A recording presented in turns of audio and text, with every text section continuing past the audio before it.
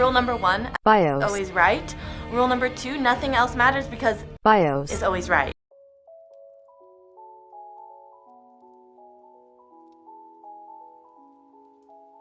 Brilliant, incredible, amazing, show-stopping, spectacular, never the same, totally unique. All right, let's go. Hello everyone, I am Zoe Schwind, and earlier this week the community was treated to some massive news regarding Overwatch 2. Every The time I biggest see her, all I think announcement about by is far was the Tracer. news that just a few days ago. So with that, let's get into it. Yeah, honestly, more live service. Yes, the world was asking for that.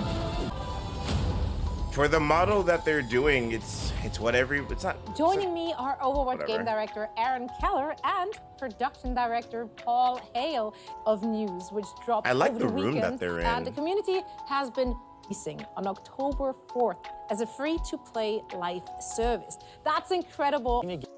Real quick, the whole thing about making it live service is like, I wouldn't mind it. I'm just so worried because, granted, the cheating thing, I mean, I don't know. I haven't played Overwatch on PC that much to really see how bad cheating is. But for the people that I watch, influencers, content creators and stuff, it does seem to be an issue, and their anti-cheat and report system is not that good. If they implement the anti-cheat and report system and it was doing fine, like it was working, you know, then I wouldn't be too worried about making it free to play and stuff like that. But you know, it's kind of like be worried. Years to come.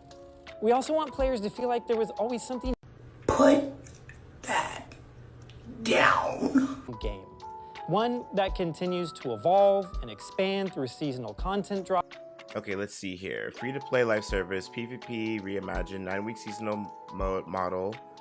So every 2 months.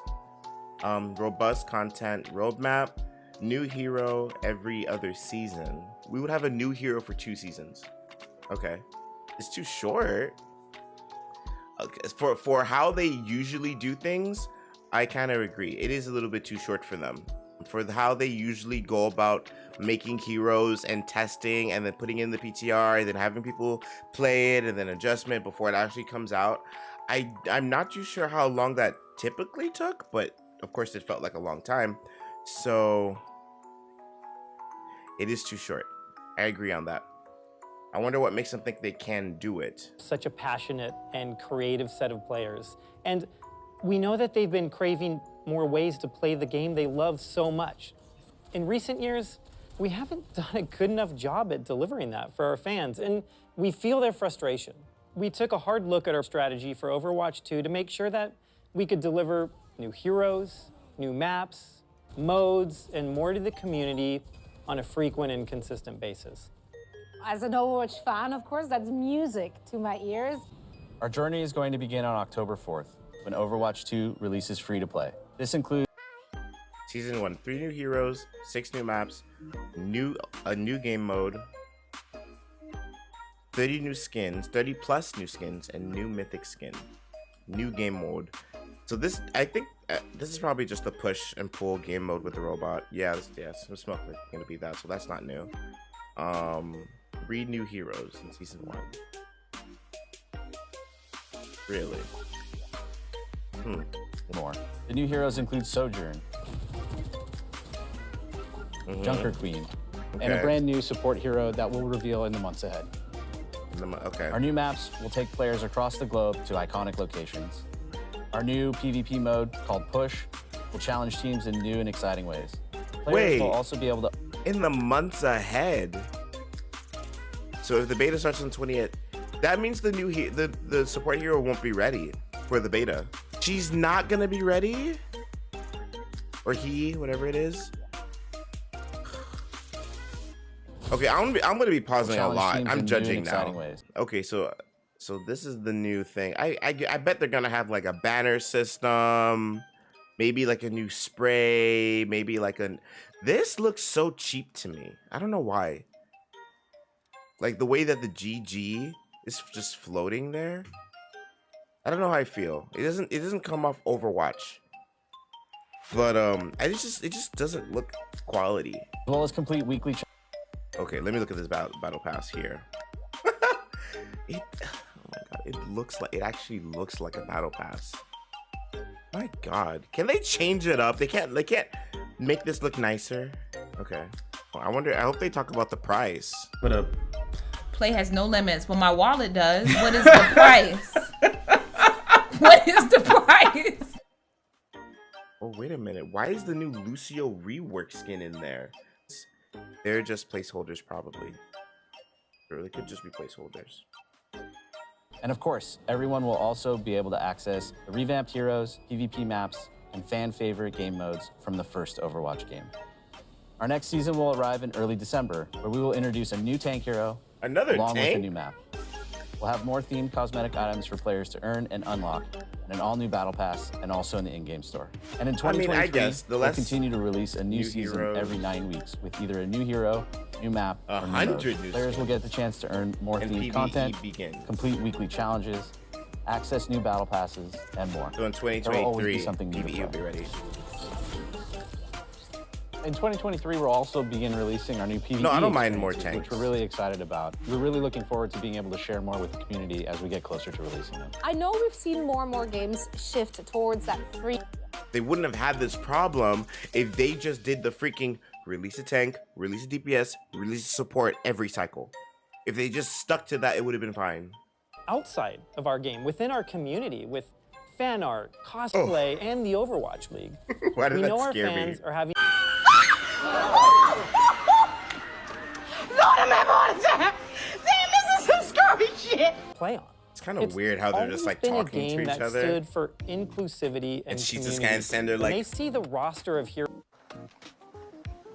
No, it's true. It's true. With the Overwatch 2's new approach to PvP, He's over here. Elaborate and explain a little more. Right. Sure. Yes. Absolutely. And make sure that everyone fits and works really well in this new paradigm. This newfound importance on each individual player to feel like they can really make an impact on the game. We're trying to obviously maintain identity. No. And so heroes like Orisa got a major rework. We're looking at how many barriers are in place. You think about Overwatch, you think of these really protective shields. But we're looking at it from the perspective of, what if she didn't have that? What would that even look like?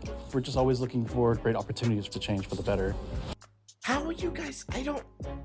I would never understand this. It's like, why did you?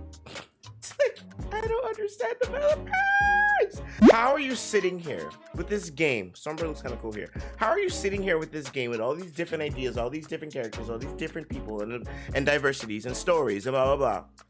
But you spent like 3 heroes in a row with shields. It took the community to be like, we hate all these shields. You couldn't be like literally people were saying big ideas before Orisa came out for new tank ideas. Back when Doomfist, they were like, oh, Doomfist could make it was still a shield idea, but it was different. Like, oh, Doomfist can do like a magnetic field. When incoming damage comes, he can make a shield out of that.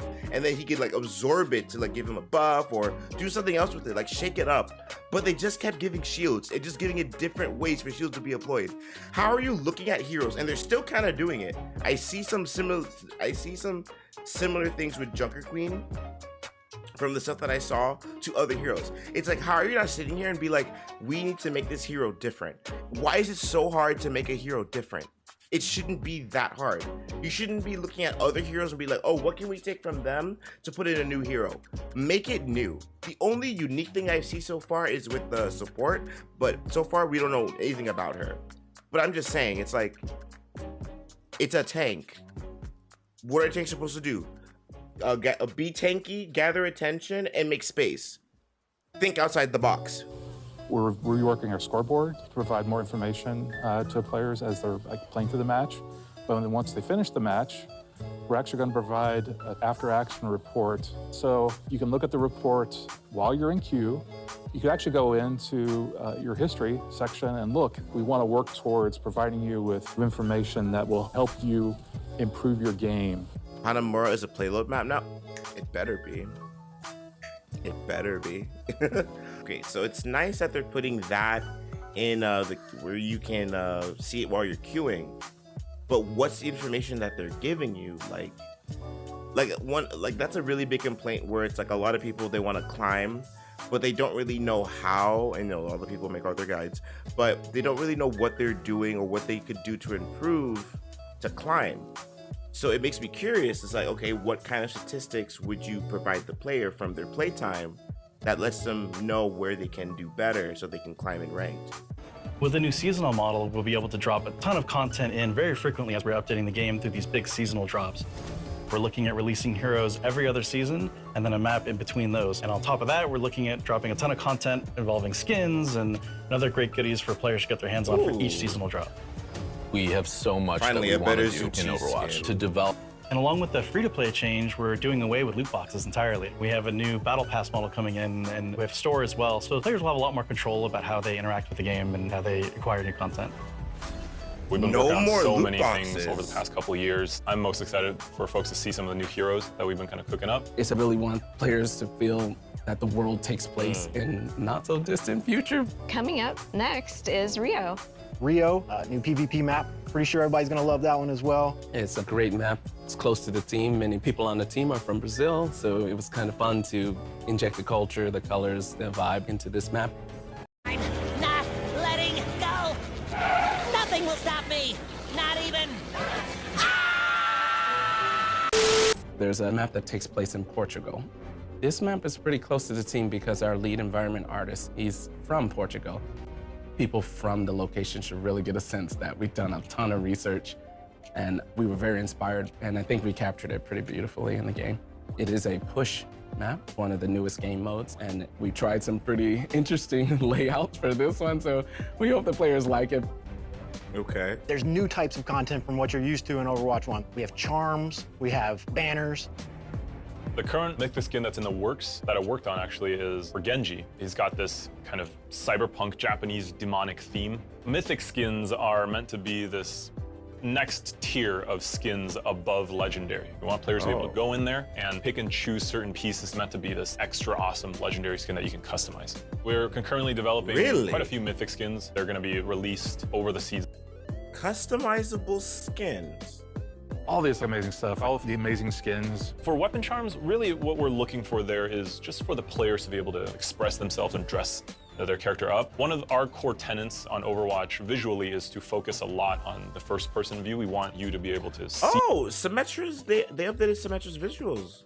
One thing that was really important to us was to make sure that players, if they earn anything in the game anywhere, that they're able to use it everywhere. So if you earn something on console or on PC or on Overwatch 1, you can always use it in anywhere in Overwatch 2 as well. And with each new season, there'll be a ton of new content and a new battle pass as well.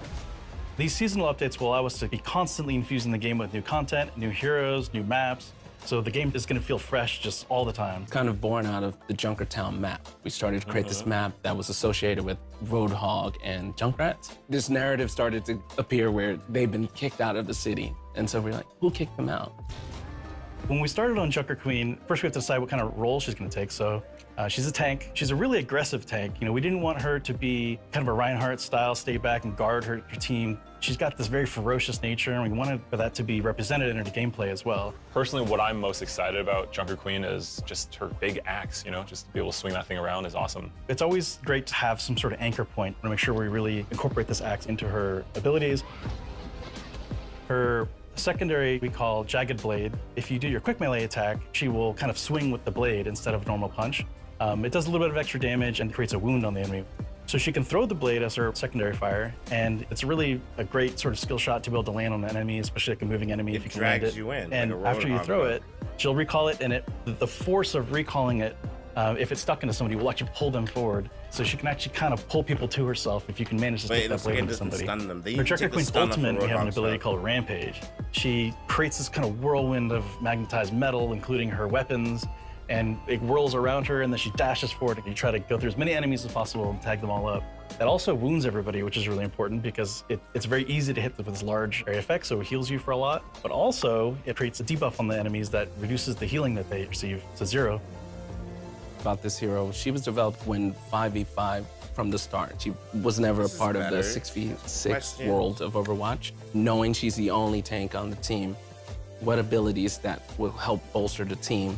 She has this commanding shout. It boosts the speed and armor of the heroes around her. She looks really good. I love her design. Especially you need to push through a choke. She does the shout. All the players hear it. They move forward. She has a bunch of weapons, you know. I think she named one of her weapons, right? Yeah, her knife that she throws and pulls back is named Gracie. Yes, right. A lot of her abilities kind of drain on the heroes and gives her health back. Her ultimate, basically, it shoots you forward and you do this whirlwind with her axe that it does like a big anti-nade on everybody around you. So she's very aggressive and people are gonna have a ton of fun playing it. Mine's Tracer. Wow. Well, I guess Super was kind of right. They didn't show much. But I'm glad they did the event.